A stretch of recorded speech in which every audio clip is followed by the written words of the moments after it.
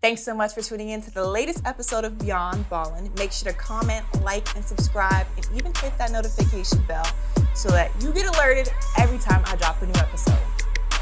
Everybody wanna come to La La Land. Everybody wanna come to La La Land. What's up, everyone? Welcome back to another episode, a new episode of Beyond Ballin with Lala. Today, I'm joined by a very special guest, the Quinn Cook, two-time NBA champion, member of the 2015 NCAA National Championship team, philanthropist, entrepreneur. The list goes on. Thanks so much for taking the time. Appreciate you having me. Thank you. Of course. So now, Quinn, when I was doing my research and, really looking at your accolades, the reoccurring thought to me was like, this man knows how to win. Like you are a champion through and through. Thank you. There's no coincidence. You've won at the highest levels. Talk to me about what it truly takes to be a champion. Thank you for the intro. Appreciate it. Thanks for the invite again. Honored to be here. Just to share a little bit with you. For me, one thing that my dad always taught me, just be a winner, like in anything. And if it was at recess, if y'all running sprints, try to win. Try to have the best grades in your class. Just when me and my sister used to race in the front yard, try to beat your sister. Like anything I try to do, I always wanted to win. And obviously me, being a basketball player, being a fan of the game, I wanted to be an all-star. I wanted to be a Hall of Famer, number one pick. But the guys, like when I went to high school, the guys when I went to college, the people who got the most respect were the ones who won. So to be labeled a winner is like the best compliment. I completely agree. I think like sometimes in life, everyone hears us saying, it takes hard work to win, right? But I feel like not many people know the amount of hard work that it truly takes. And unfortunately, not everybody gets to succeed like you did. So as someone who's been so successful, talk to me about the amount of hard work, like what it truly takes. Yeah, my story was different. I was always the smallest in my class, smallest on my teams. Like any team I played on any team I played on, I was probably the smallest. So I always had to go extra harder. When I decided at like 10 years old that I really wanted to pursue basketball, make the NBA, go to college, whatever, I had to do extra. So it was days where my friends would, go to the movies or go to parties. Like I had to go to the gym. Early morning when you're 12 years old, you want to wake up on Saturday morning, watch cartoons, eat cereal. I was going to a trainer and trying to just accomplish so much. And then my stature, I just was small.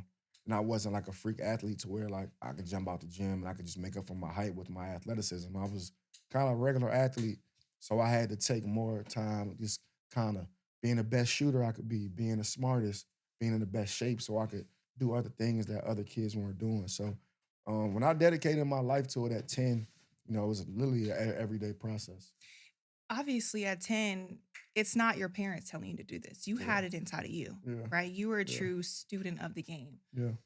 Nowadays, we don't see many kids like that, to be quite honest. Yeah. I work in sports, and what I'm seeing is a lot of kids, they like the accolades.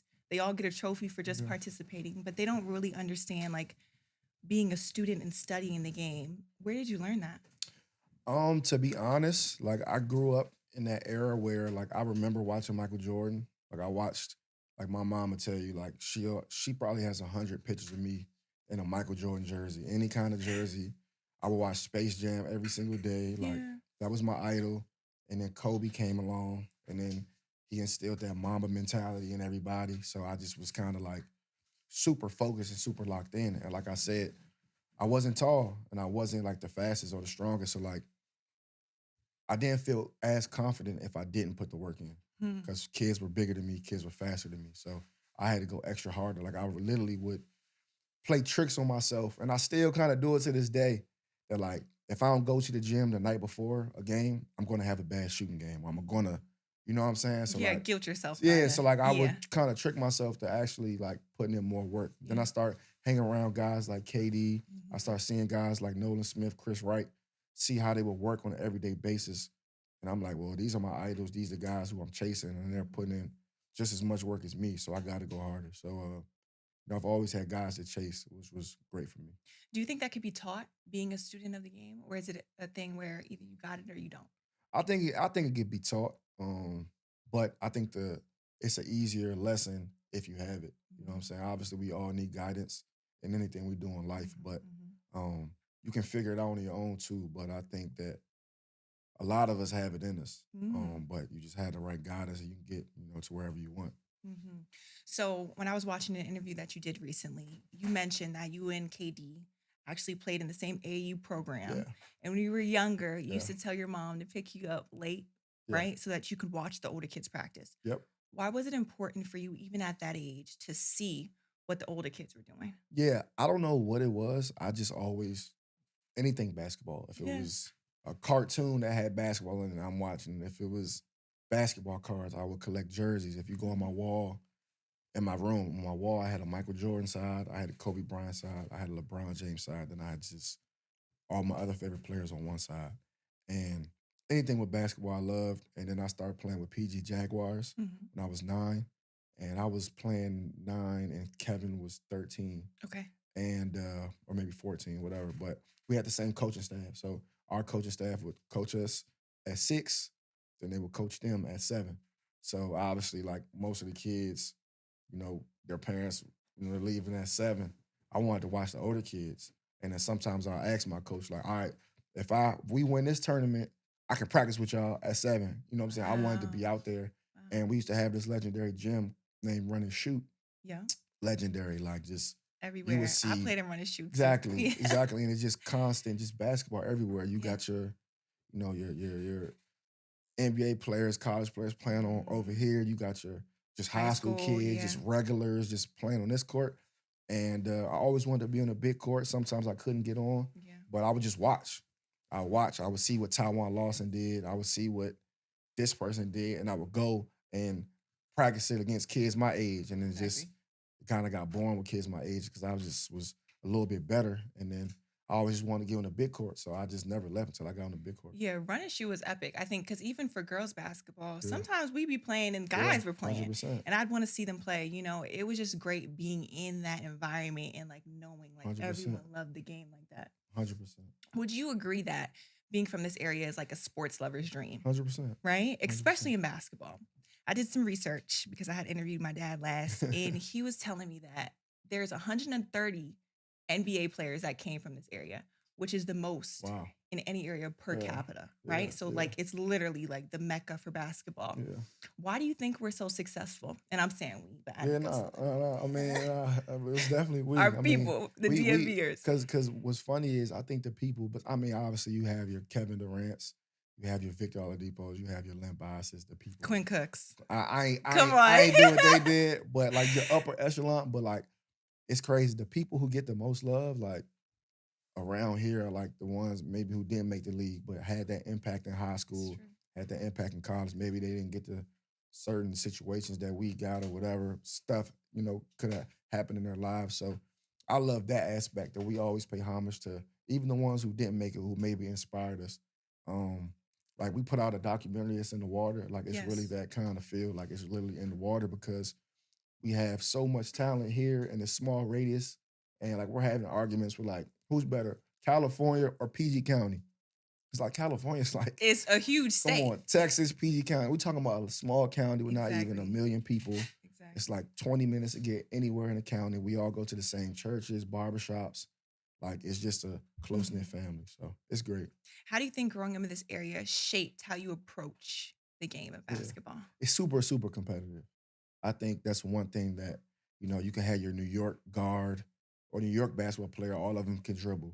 You go to Cali, all of them are pretty much skilled and athletic but skilled. You go up down the south, all of them are kind of athletic. Mhm. Like, you kind of the regions, Chicago, For sure. Midwest, tough. Yeah. You come here, like, we're known as scorers, but like super, super, super competitive. Like that's Yes. one thing. That's true. So like if you look at the grassroots area, boys and girls, like Mhm. all our teams win each championship, the Under Armour championships, Nike championships, Adidas. So Mhm. it's super, super competitive here. Definitely. Who inspired your game the most growing up? Who inspired my game the most? Obviously, like from a fan standpoint, like Kobe was my favorite player, Yeah. Jordan. Um, I saw like the back end of Jordan. I remember him winning in 97, 98. Wow. Then him coming back with the Wizards. But Kobe, like I remember seeing Kobe, all his championships, and then LeBron, obviously those three. But Nolan Smith was like, he's my god brother. He's like the guy who I always wanted to be like. Whatever jersey number he wore, I wore.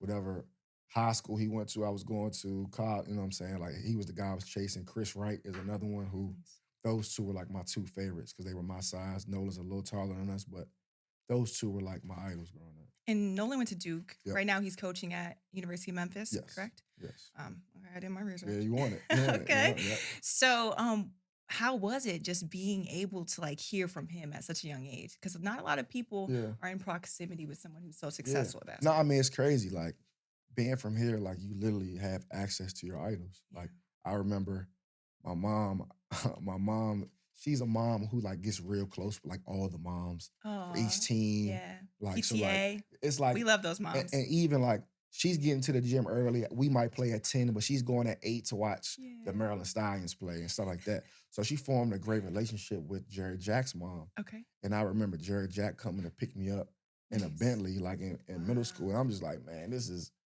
you know what I'm saying? This is crazy. Thanks, but like I'm Mom. saying that to say, like, I had access to my idols. Yeah. And like Nolan, he was like Michael Jordan to me. Like Yeah. everything I wanted, he did, I wanted to do. Yeah. And his family welcomed me with open arms. And anytime he talked to me, anytime I just would like be like super like fanned out. And then like we created a great bond. And you know, he's my best man. He's my brother. I was the best man at his wedding. His kids are my god kids. So just to have that bond with your idol, I mean, it means the world. What would you say is like the biggest piece of advice that he's been able to give you over the years? Just never like I remember one time like we were fighting, like we were like play fighting in his crib. And I think he had got a call, like he had made the McDonald's All American game. Mm. And I think he was 17, so I was 12. Mm-hmm. And he's going crazy in the house, blah, blah, blah. And you know, I'm young. I'm still young, naive. I'm like, man, you so lucky, man. Like you going to Duke, McDonald's in America, you top five, like you so lucky. He like, nah, I mean, I work for this. Like, you know, I'm blessed, you know, I'm thankful, but I work for this. Like, you gonna do the same thing. So it's not like it don't happen by Accident. no luck. It don't happen by accident. Like I've seen him getting up at 5 a.m. He was 16, him and Mike Beasley, Mm-hmm. you know, doing push-ups and going to the gym and coming back at night. Like they didn't party, they didn't do nothing. They just went home, went to the gym, went home, went to the gym, literally. So I've started doing that, whatever they did, especially when I got to their age. I wanted to be like them. And I saw the work that they put in. Mm-hmm. So, kind of circling back, you went to Dela Catholic High School, right? Everyone knows Dela for being, extremely well at multiple sports, right? Football and basketball. Yeah. But on your basketball team, you played with multiple NBA players: Victor Oladipo, Jerry Grant, Jeremy Grant. Am I missing anybody? Josh Shelby. There we go. Yeah. Why do you think your team was so successful other than talent? What's crazy about that team is that myself, Jeremy Grant, and Jeremy Grant, we've been playing on the same team since we were 7. Me and Jeremy was 7, Jeremy was 6, all the way up to about, I think Jeremy started playing his age at about maybe 10, 11. Yeah. But I don't think I've played any more basketball games with another person than Jeremy Grant. Wow. So that started. The cohesion. That started when we were 6, Yeah. 7 years old. I went to elementary and middle school with Victor. So like Mhm. that started like that. He became my best friend in the 5th grade. So that started that bond. So I got this bond with the Grant brothers. Then I got this bond with Victor, Yeah. and then Josh Shelby. He was coming from Baltimore. So my dad took him and another teammate I had, Najee Hibbert, in. Instead of them making that commute every day, Yeah. during the week, y'all could just stay at our house. So I'm playing against the number 1 player. Like, literally, Josh was the number 1 player in the country. Najee was like a top 30 player in his class, Wow. and they were older than me. So we had a basketball court in my house. So we'll have practice. We'll go home. We'll get our homework done. We'll eat. Then we're literally playing one-on-one all night, literally, like until my mom like, I come on school night, whatever. But I'm getting that kind of competition and reps, at 14 years old, 15 years old. So we were super competitive, but we loved each other. We were selfless. And looking back on it, like there's some games that I wish we would have got back because we shouldn't have lost with that talent. But Yeah. it taught us, how to get ready to become champions later that season. So it was great. I brag about that team a lot, Yeah. and We all brag. yeah, Everyone yeah, from the nah, area yeah, and brags. we appreciate the love. We appreciate the love We for really sure. do. So when you think about that team, when you guys were playing one-on-one late at night, Yeah. were you guys all aware that maybe there was a chance that all of you guys could go to the highest level? Was that the plan? You couldn't you Always? you couldn't tell us it wasn't the Yeah. plan, Good, like good. just being honest, like Yes. not being cocky or not being like No, not realistic, but like we being from here, we saw the you see it's blueprint. We possible, we see that for sure. we see that people can go to high school and Mhm. get Division I scholarships, and not just one, not just two. Some cities, some counties, some small parts of the country, you might got one or two players who've, man, this person went here, this person went there, like, Yeah. but like and they're celebrated. But here it's like, man, we got 10 in the ACC, we got, Easily. what I'm saying, boys and girls. So I mean, you couldn't tell us that, Yeah, it wouldn't it was happen. I possible. didn't think that all five of us would go, Yeah. just being honest, but Yeah. you couldn't tell us that we weren't. That's great. That's the first step, I think so, though. Yeah. Like believing that it's Yeah. possible. Yeah. And I think you hit on a great point. A lot of people have limiting beliefs in themselves Yeah. because they haven't seen what's possible. Right.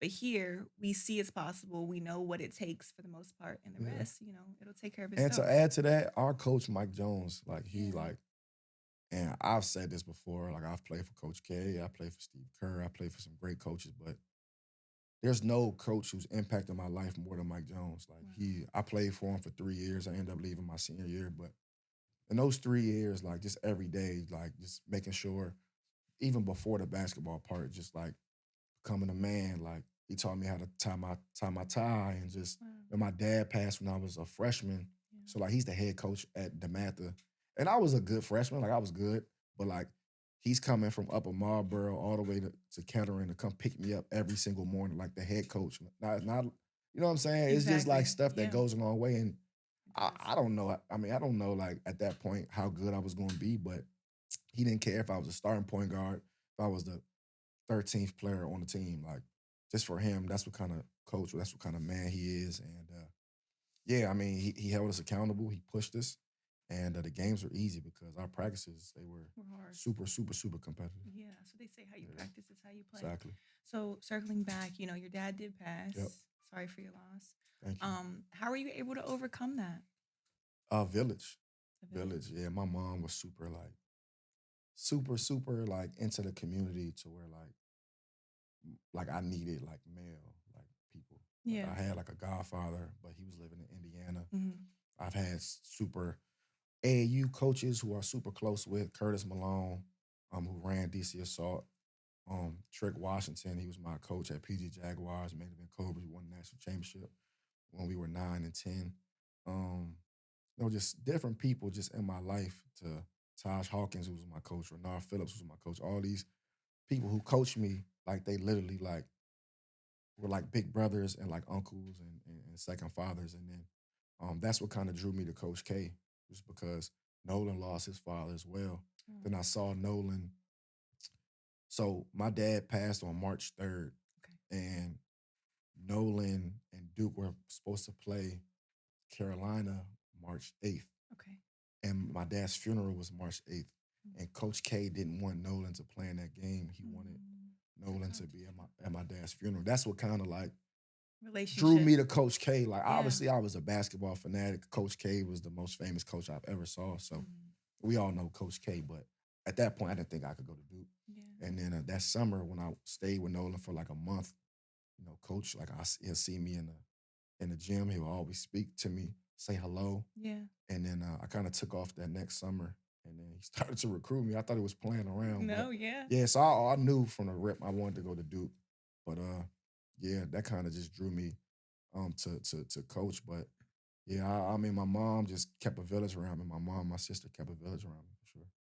I'm glad that they did. Yeah. Now, when people talk about coaches now, like kids when they're getting recruited, most of the time why they're going to school is not because of a coach. Right. It's the facility, now it's NIL money. Right. It's a lot of different things. Right. How, as someone who had and continues to have a special relationship with your college coach, how important is that to Yeah. success? I mean, I think it's the ultimate.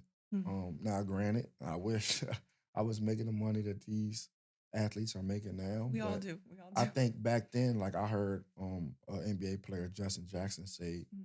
on a podcast the other day, like, we went to these colleges like for, the coach, for the Yeah. team, for the For the university. love. Yeah. Like literally, like I got a lot of little bros now. They like first question they asking, how much? You know what I'm Yes. saying? And like and Yeah. it's more motive in that. Like Yeah. now, like Yeah. you don't know what these AAU coaches are getting. You don't know what the high school coaches are getting. You don't know nothing. You don't know what the parents. It's just Mhm. a lot going on, which is good. I mean, I love the kids making money, but I don't want to sound like an old head. But No, back you when I don't. was getting recruited, like it was all right. Well, my mom was super, super educated, Yes. like so she's like, you getting a degree. Like, Yes. so we going to where, this degree is gonna take you places, the network is strong, the coach, values not Mhm. just the players who made the NBA, whatever, whatever. And then Duke obviously was the easy choice for me. Yes, people speak very highly of Coach K, Yeah, like they say like he sends them he's cards, the best. And I think it's super important because I could tell you my college coach isn't doing it, Yeah, and it's unfortunate, but yeah, even now without NIL, I think a lot of people see college basketball and college sports in general as a business. yeah. And it is, but at the end of the day, you're dealing with kids 100%. who need to be molded. And, we're around you more than we're around our Hundred parents, percent. So you're a 100%. huge, And that's a I would crucial look to. time too in a young 18 to person's life. It's a 21, crucial time. And like you said, we're with our coaches more than our parents, we are. our siblings. Yes. So yeah, I mean, you hit it right on the head for Yeah. sure. Awesome. So your journey, when I was doing my research, is honestly one of the most remarkable. And Thank I'm you. going to give you some stats because I Thank you. was just astounded. Okay. So honestly, your G League stats might be one of the best Yeah. still to this day. Okay. Yeah. You pretty much did I everything do that there think is to. that I think the NBA, I'm gonna say it on your podcast because Please. I've been wanting to tweet this, but Okay. I think that the G League and the NBA owes me a check. Oh, I agree. I do.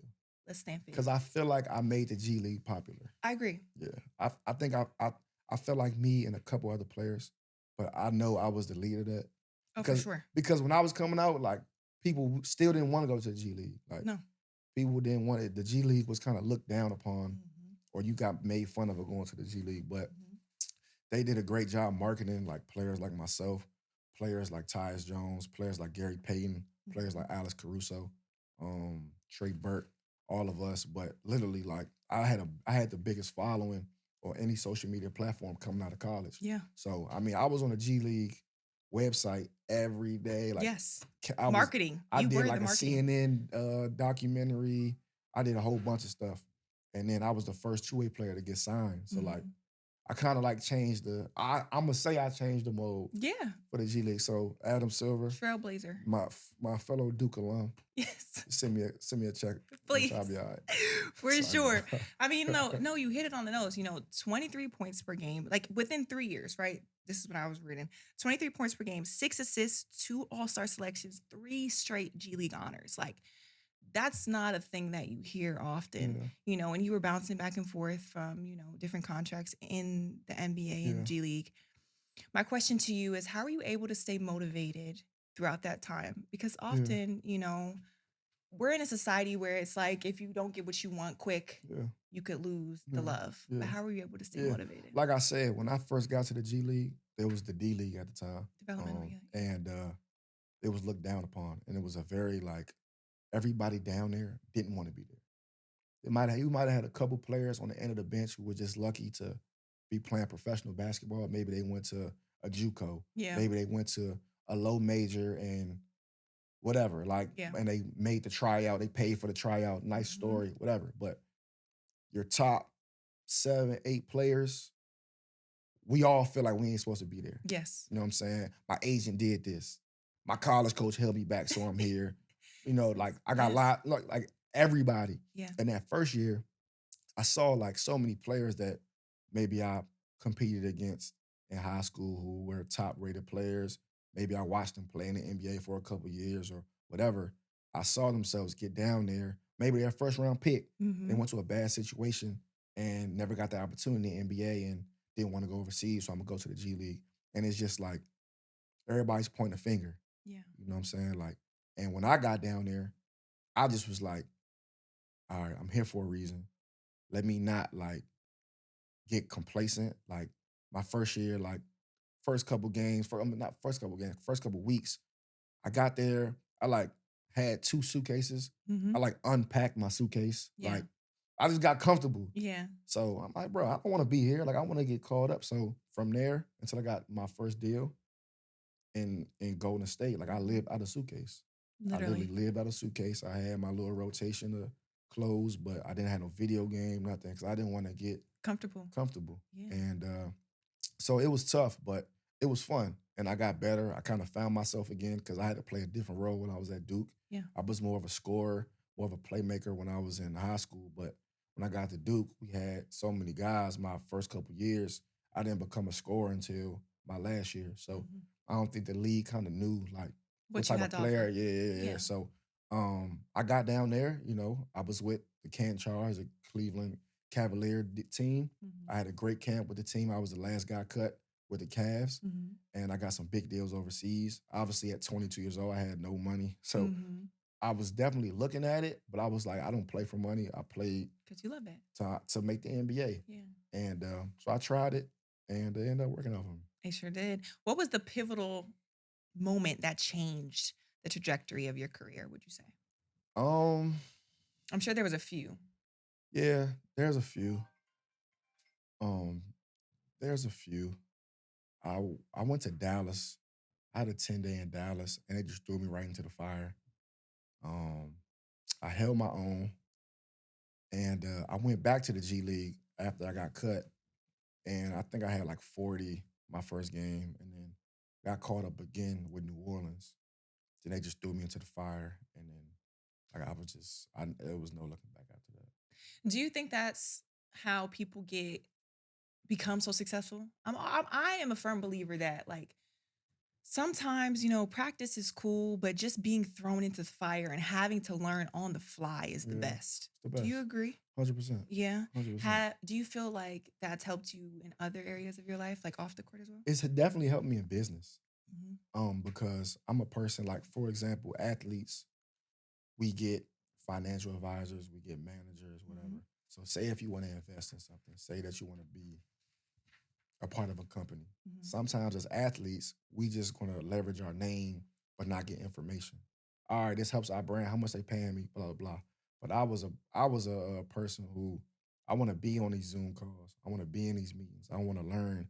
All right, if y'all gonna post me, like let's make sure the brands align. So Mhm. I wanted to meet the CEOs and stuff like that. Like you said, learn on the fly. Maybe I could just get a check, Say bye. repost, Yeah. cool. But I wanted to get, in the trenches because like LeBron is defying all the odds. He's playing 22 years. He's 40 years old. That doesn't happen. Like No. our basketball lives are so small. Like Mhm.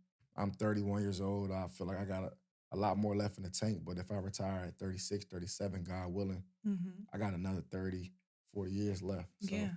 got to figure Exactly. out what we're going to do. Your So entire life. Yeah. yeah, so I kind of wanted to get in the trenches early with the business and kind of Mhm. learn like that. That's real. Um, Now that you know you are towards the end, Yeah. right? But not obviously the beginning. Mhm. How do you want to be remembered? What do you want your legacy to be beyond just championships? Yeah. Um, I heard Derrick Rose say something real cool the other day. What do you say? After he retired, he was just like, "I want to be remembered. Like the first thing that people like remember me is they have to ask, did he play basketball?" And like, Mm, obviously, he's a MVP, Hall of Famer. Everybody we know him, but the stuff that he wants to do after basketball, he wants to overshadow his amazing basketball career. So for me, it's like I want to do that in the community. yeah. You know what I'm saying? I want to give back. I want to build. I want to enhance. I want to do everything that I've dreamed of doing. Have my own gym, have my own school. Uh, Your own yeah, I school. want my own school. That'll be Yeah, awesome. I want to name it after my sister. Oh wow. Yeah, I mean That'll it'll be be mine, beautiful. but Yeah, but yeah, but still. it's her stuff. Yeah, Yeah, it's a yeah. family thing. I do want to do that. Yeah. Yeah. Why is, giving back to the community so important to you? 'Cause, like my parents was big on that. Like my Yeah. parents, like every Thanksgiving we getting up, we feeding the homeless. Wow. When I'm getting taller, when I was younger and I can't fit these clothes no more, we're giving it to, people who need it. Christmas, we're saving up, like we had piggy banks. So if I saved $100, 20 of those dollars had to go and I had to buy a gift for somebody in the homeless. So like that was always like my parents and my sister, like we always did that.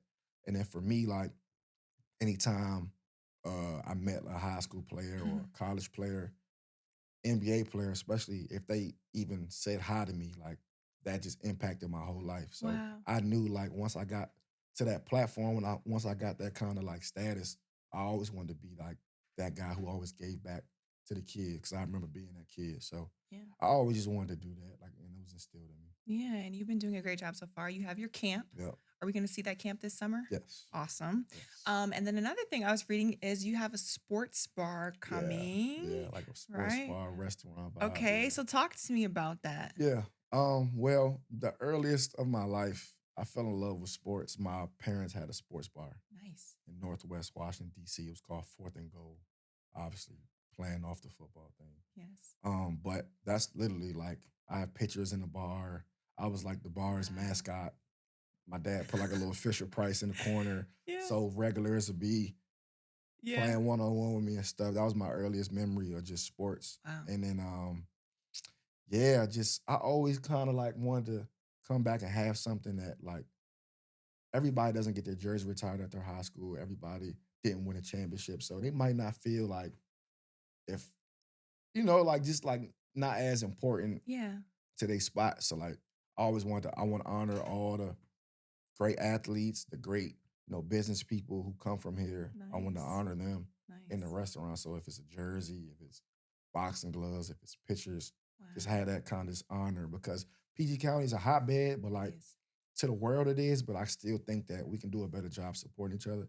So I Agreed. kind of want to have a spot where it's like a safe haven for everybody in the county. Just come watch some sports, get some good food, and just get educated on the history of PG County. Yeah. So like memorialize Exactly. all the sports. So are we Exactly. talking all sports like football, basketball, track and field, Soccer, tennis. everything? Yeah. Nice. I want to honor everybody. So how are you going to choose? Because now everybody's hearing this. They all Yeah. want to be honored. Yeah. So how are you going to choose who's going So to I go? have a couple historians. Shout out to Okay. Hanif Hill, my trainer. Boom. He knows Everything. every stat, We love that. and about every sport too. And he does business with a lot of, like there's so many people who come from here that you would never know. That might not have made the NBA or made the WNBA or NFL, whatever, but so many successful people. But like it's not even just the people, it's the coaches. Like I want to honor the coaches, like who impacted not just the players who made it, but you could have saved a kid from going to jail. Wow. Like just stuff like that. So we have just such a great tradition, and there's no spot to honor everybody. So, and I got to keep some spots open because we got some great ones on the way. So it's gonna be fun. Just keep adding, keep adding, keep adding. I want to be a staple here in the community. So when will it be open? When can we support? We shooting for.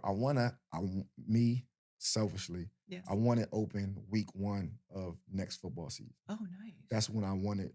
I hope. Yeah. We haven't, broke ground yet. We haven't started building. Yeah. But I have a great team. Mhm. So, it's been fun. And the process has been like, It's been because I was overseas, so like Yeah. I had to wake up like 3 a.m. to take meetings and stuff. Yes. But it was fun. Yeah. It was fun because like I'm documenting like this whole process. you are. Yeah. So to look back at some stuff that we've already done, it's just like wow, like we've came this far. So Mhm. I mean, I'm excited. I'm excited too. And it's going to be in Prince George's County. Yep, it's in Bowie, Maryland. And what's the name? Is it going to be fourth and goal as well? Fourth quarter. Fourth quarter. Yeah. Nice. So my mom came up with it. Shout out to just to Mom play again. off the fourth and goal. Yeah.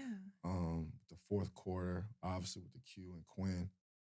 I liked it already. Oh, but yeah. I love it. And mostly like besides college basketball, well, women's college basketball, they do quarters. We now, but do. mostly every sport has quarters. At So, some point. Yeah. So, Yeah, we all know what the yeah. quarters So are. I mean, I think it correlates to all sports. I completely agree. Yeah.